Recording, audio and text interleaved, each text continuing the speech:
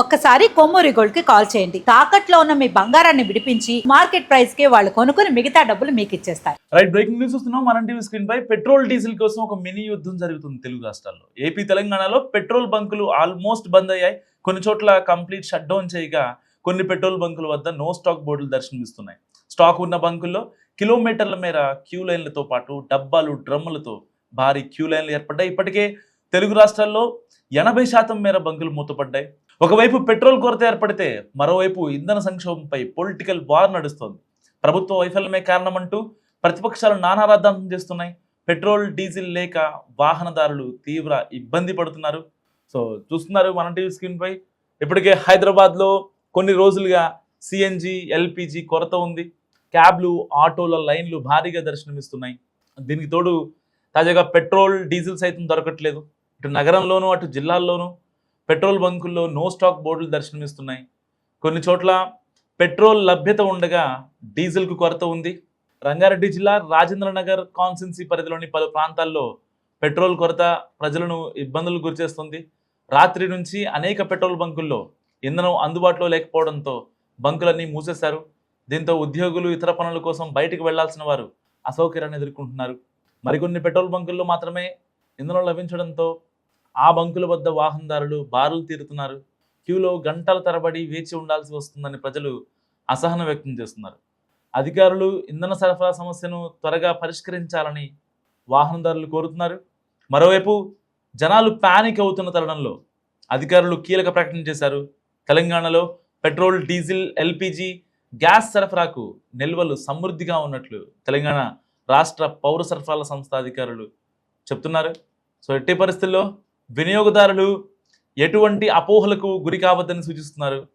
రోజుకి 9,574 కిలోలీటర్ల petrol, 14,457 కిలోలీటర్ల diesel, మొత్తం 2,400 కిలోలీటర్ల పైగా పెట్రోల్ డీజిల్లను బంకుల ద్వారా వాహనదారులకు అందిస్తున్నట్లు తెలంగాణ ఇంధన శాఖ చెప్తోంది. సో తెలుగు రాష్ట్రాల్లో గత కొద్ది రోజులుగా పెట్రోల్ డీజిల్ కోసం కనిపిస్తున్న క్యూ లైన్లు, నో స్టాక్ బోర్డులు ప్రజల్లో తీవ్ర ఆందోళన కలిగిస్తున్నాయి. ఏపీలో మొదలైన ఈ ఇంధన సెగ ఇప్పుడు తెలంగాణ సరిహద్దు జిల్లాల మీదుగా రాష్ట్ర వ్యాప్త చర్చకు దారితీసింది. అసలు ఈ పరిస్థితికి కారణం ఇంధన కొరత కాదు, కేవలం పానిక్ బుకింగ్, అంటే భయంతో కొనుగోలు చేస్తారు కదా, అలా అన్నమాట. అసలు ఈ పరిస్థితికి కారణం ఇంధన కొరత కాదు, కేవలం పానిక్ బుకింగ్ మాత్రమే, అంటే భయంతో కొనుగోలు చేస్తారు కదా. బేసిక్గా ఈ యొక్క బెంగాల్ ఎలక్షన్స్ సమయంలో ఈ యొక్క ఎలక్షన్స్ అన్నీ కంప్లీట్ అయిపోయిన తర్వాత పెట్రోల్ డీజిల్ రేట్లు దాదాపుగా 20 నుంచి 28 రూపాయల వరకు పెరుగుతుందనేది చాలా రోజులుగా సోషల్ మీడియాలో జరుగుతున్న ప్రచారం. సో దీన్ని కేంద్ర పెట్రోలియం శాఖ ఖండించేసింది. కానీ వాస్తవానికి గ్రౌండ్లో జరుగుతున్న సిచ్యువేషన్ ఏంటి? డిస్పాచ్ సెంటర్ల నుంచి ఈ యొక్క పెట్రోల్ బంకుల దగ్గర రావాల్సినటువంటి పెట్రోల్ ట్యాంకర్లు, డీజిల్ ట్యాంకర్లు ఏవైతే ఉన్నాయో, సో వాళ్ళు ఈ యొక్క డీలర్కి ఏమని సాకు చూపిస్తున్నారు? ఆల్రెడీ వీళ్ళు క్రెడిట్ ఇవ్వట్లేదు. ఏదైతే ఐఓసిఎల్, హెచ్పిసిఎల్, బీపీసీఎల్ వాళ్ళు డీలర్స్కి పెట్రోల్ క్రెడిట్ ఇవ్వట్లేదు. ఇంతకుముందు క్రెడిట్ ఇచ్చేవాళ్ళు. సో దాన్ని ఒక 2-3 మంత్స్లో క్లియర్ చేసుకోవడమా? ముందైతే బంక్లో స్టాక్ అయిపోతుందంటే వాళ్ళు వెంటనే ఇండెంట్ పెట్టేసేవాళ్ళు డీలర్లు. సో డిస్పాచ్ సెంటర్ల నుంచి వీళ్ళకి ఒక లారీ వచ్చేది ట్యాంకర్తో. సో మొత్తం మళ్ళీ రీఫిల్ చేసి వెళ్ళిపోయేవాళ్ళు. అది క్రెడిట్ అయినా, డబ్బులు ఇచ్చినా, డబ్బులు ఇవ్వకపోయినా. కానీ ఇప్పుడేం జరుగుతుంది? క్రెడిట్ ఇవ్వట్లేదు.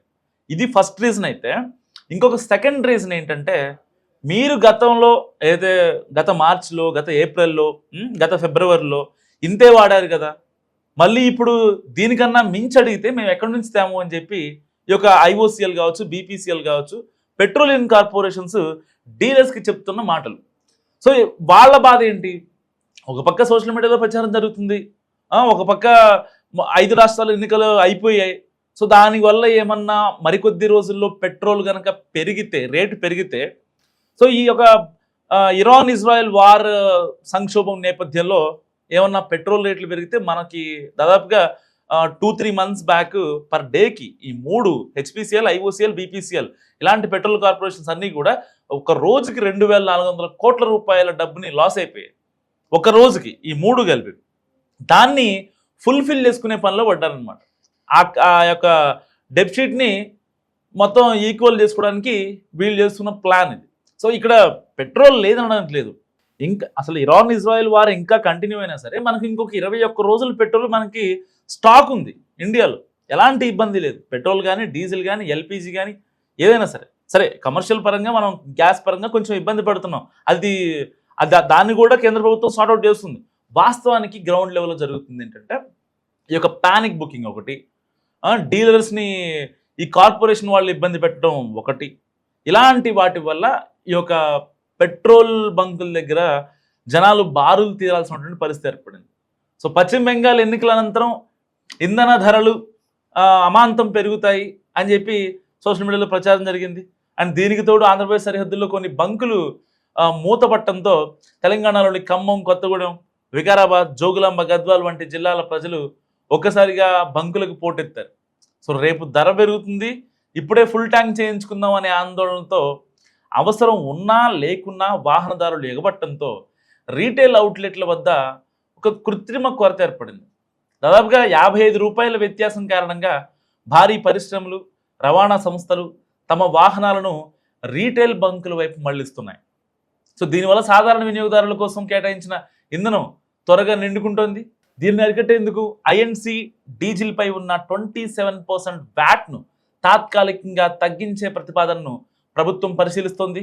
సో పరిస్థితిని గమనించిన తెలంగాణ పౌర సరఫరాల శాఖ అధికారులు రంగంలో దిగారు.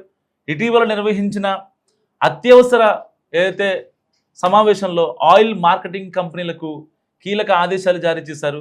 అన్ని రీటైల్ అవుట్లెట్లలో స్టాక్ కొరత లేకుండా చూడాలని ఆదేశించారు. ముఖ్యంగా వరి సేకరణ, వ్యవసాయ పనులకు ఇంధన అంతరాయం కలగకుండా చర్యలు తీసుకోవాలని అధికారులు కోరారు. అలాగే సరిహద్దు జిల్లాల డిఎస్ఓలు నిరంతరం పర్యవేక్షించాలని కూడా తెలంగాణ సర్కార్ ఆదేశించింది. తెలంగాణ స్టేట్లో పెట్రోల్, డీజిల్ నిల్వలకు ఎలాంటి ఇబ్బంది లేదని అధికారులు ఇప్పటికే స్పష్టం చేస్తున్నారు. కేవలం పుకార్లను నమ్మి పానిక్ బుకింగ్కు పాల్పడకుండా ఉంటే పరిస్థితి త్వరలోనే సాధారణ స్థితికి చేరుకుంటుంది.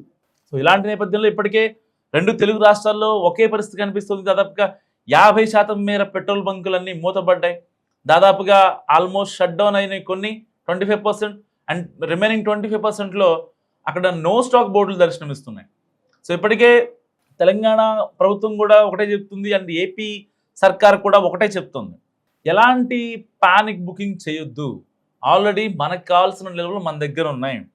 సో ఎవరైతే ఎక్కువ పెట్రోల్ కొట్టించుకుంటున్నారో వాళ్ళకి ఒకటే విజ్ఞప్తి, ఇరాన్ ఇజ్రాయెల్ వార్ ఎఫెక్ట్ మీ మీద పడదు. సో మరి ఆ ఎఫెక్ట్ ఒకవేళ మన నౌకలు రాకపోయినా మన దగ్గర 21 రోజులు సరిపడా ఇంధనం ఉంది, మన దేశానికి సరిపడా ఇంధనం ఉంది. ఇప్పటికే తెలంగాణ రాష్ట్ర ప్రభుత్వం ఒక ప్రకటన రిలీజ్ చేసింది. 27,000 కిలోలీటర్ల ఇంధనం ఒక రోజుకి రీటైల్ అవుట్లెట్ నుంచి వాహనదారులకు సరఫరా చేస్తున్నారు. అంటే ఇక్కడ ఒకవేళ అక్కడ కనుక షార్టేజ్ ఉంటే రీటైల్ అవుట్లెట్కి రాదు కదా, సప్లై ఉండదు కదా. సో ఇలాంటి నేపథ్యంలో 1-2 సార్లు ఆలోచించి సో ఈ యొక్క ప్యానిక్ బుకింగ్కి ఆపేస్తే భయపడి 100 రూపాయలు కొట్టాల్సిన వాళ్ళు 200 రూపాయలు, 300 రూపాయలు, 500 రూపాయలు కొట్టించుకొని ఈ యొక్క కృత్రిమ కొరతను క్రియేట్ చేస్తున్నారు కావాలనే ఒక రకంగా. సో ఈ పెట్రోల్ కొరతపై మీరేమనుకుంటున్నారు? మస్ట్గా కామెంట్ చేయండి.